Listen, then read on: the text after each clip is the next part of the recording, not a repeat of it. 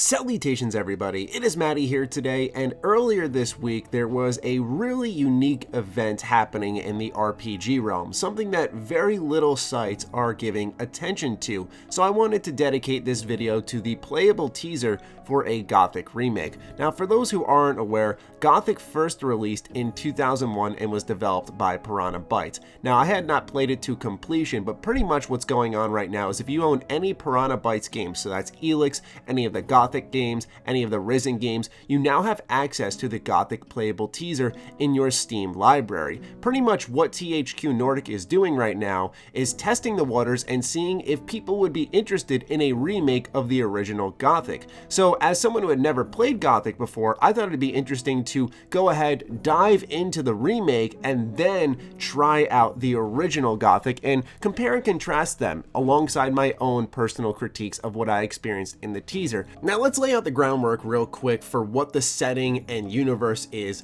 of Gothic, so you can properly understand what you're getting into if you're new like me. Pretty much the humans are fighting a losing war against the orcs. They're getting their butt kicked all over the place. So in order to fight back, what the king actually needs to do is get this magical ore, if you will, from the mines that we'll be exploring not only in the beginning of the original Gothic, but also this playable teaser here that we're looking into today. And this ore is going to be used to create very strong magical weapons. So what does the king decide to do but send any single person who's committed any type of crime, big or small, to these ore mines as justification, like, hey, you committed a crime, so go work for us and help the cause. And in order to prevent any people who have committed crimes from leaving this mine, they have created a barrier, a magical dome around this mining colony. The rest is established early on into your playthrough, but essentially this is the universe of Gothic. Very unique one that you really haven't heard repeated ever since then, so it kind of stands on its own. Now do be warned, the teaser is very rough around the edges. It's not optimized really at all. In certain areas the frame rate will literally fall through the floor. It can get really blurry at times, and I have a really good gaming PC, so quite honestly this game should be running just fine. But at the same time, it's once again testing the waters, and you'll see some really cool things here. I liked how faithful it was to the originals in a number of ways based off what I had researched. While the original sort of dropped you in there with very little context, the dialogue is much more expansive in the remake here for Gothic. I felt like I could investigate more, learn more about the world initially. Plus the atmosphere for this game is fantastic, something that a lot of people applauded in the original Gothic game. So I believe that is something that is carried over. The strength here is really not only the atmosphere, but the art direction and architecture. When I stumbled across this ancient temple here, I was really astounded and intrigued by the world. I wanted to learn more.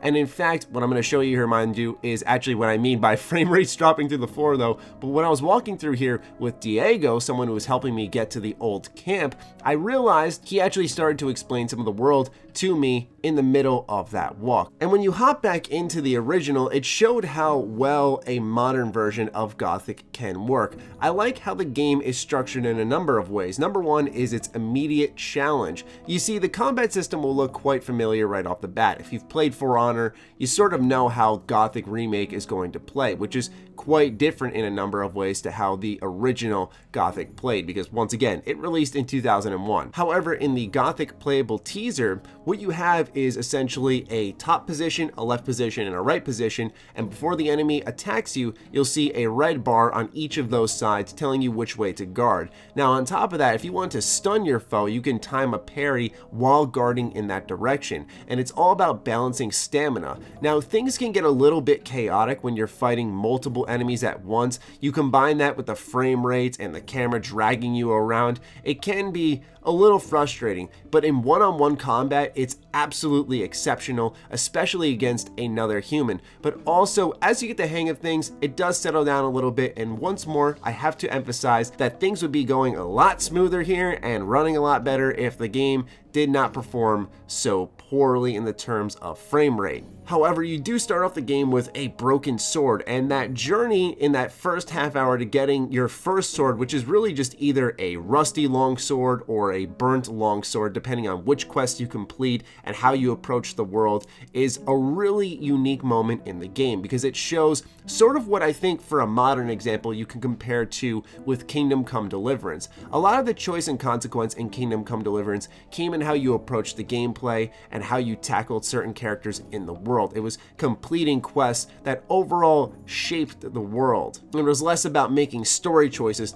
that directed the narrative. And here, I think it's going to be a mix of both. There were some choices I made with certain characters that did come back to be resurrected in my face once again, but it was more so about, okay, you need a longsword to take on later parts of the game. Now, how are you going to get it? Am I going to talk to the gate guard, get him his headache medicine, and therefore he will let me through the gate even though I'm not supposed to get through there, and then I'll find the rusty longsword beyond a bridge? Or am I going to find a pendant for another fellow and use that pendant to trade for the burned longsword in someone's body? But then there's multiple ways of approaching each of these quests. For example, the pendant I'm going for, I run into the person who apparently stole it, and I'm given the choice to spare his life, where I'm sure he would have told me where said pendant was, or I can cut him down. Now, since this was the playable teaser, I said, you know what, I'm gonna see just how informative this game is, and I cut him down. It led me to one of my favorite discoveries about this game, and impressed me because, once again, this is free, right? A free playable teaser,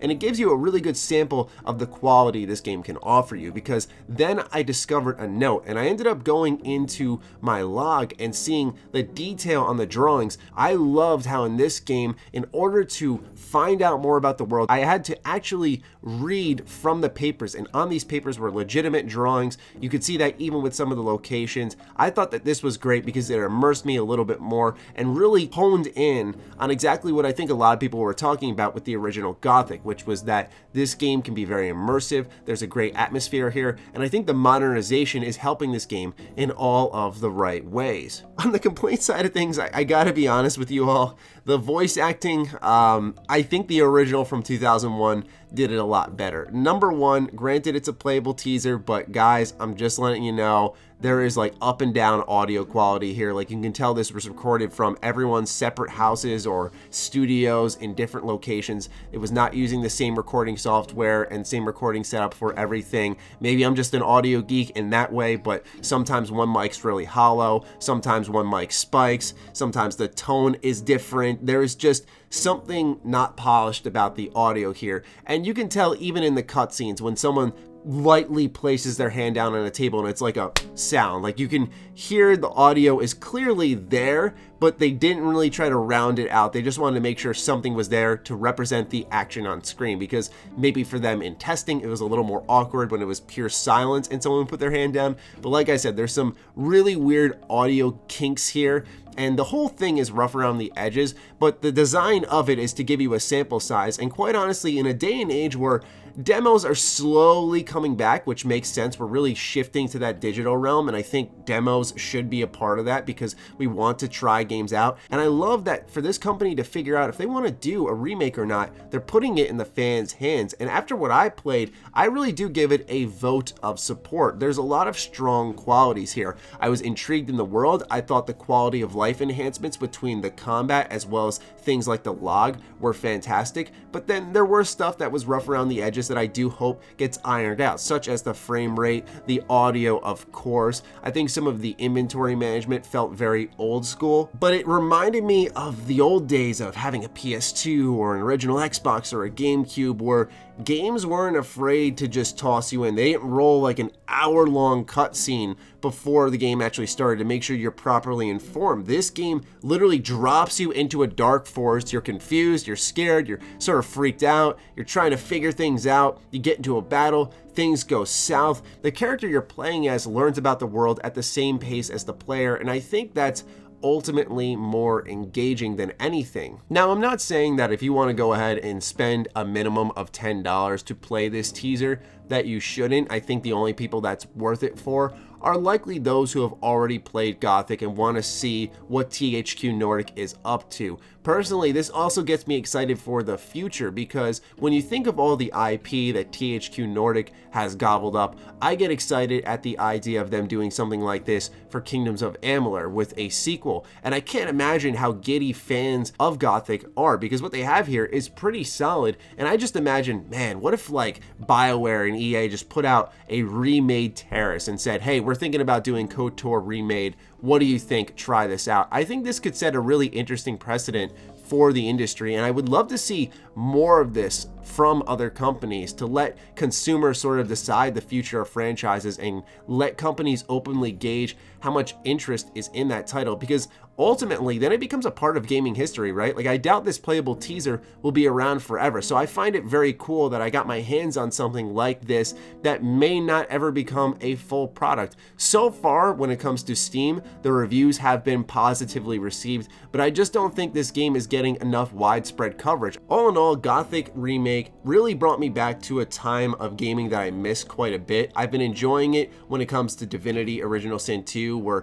a little less hand-holding, a little more letting the player figure things out and piece the universe together themselves, and you can see echoes of that style of storytelling and world building in this title, and I really appreciate that. I want more games to take that route and trust the player's intelligence to decipher things. So ultimately, ladies and gentlemen, I hope that you do give this a whirl if possible, or at least submit your vote of support on Steam or directly contacting THQ Nordic about a Gothic remake. I think this is a very rare opportunity, and the sad part is we're not really getting a lot of attention on it. And I do honestly feel like when you look at this game and how it could be if it was fully rounded out and there was a lot of resources invested in it, it's quite reminiscent of titles like Dragon Age Origins. I'll wrap it up here, ladies and gentlemen. Go give Gothic a playable teaser a look. It's really worth your time, even if it's not the best produced thing. It's sort of understandable. I'd love to hear your thoughts in the comments down below. Fire away. Other than that, follow me on Twitter, follow me on Instagram. Those links are in the description down below. Big thank you to the patrons for consistently supporting me. For this video, I actually had to invest in some Piranha Bytes games to make sure I could play the teaser, so the Patreon helps in ways like that. Big thank you to all of you who go that extra mile.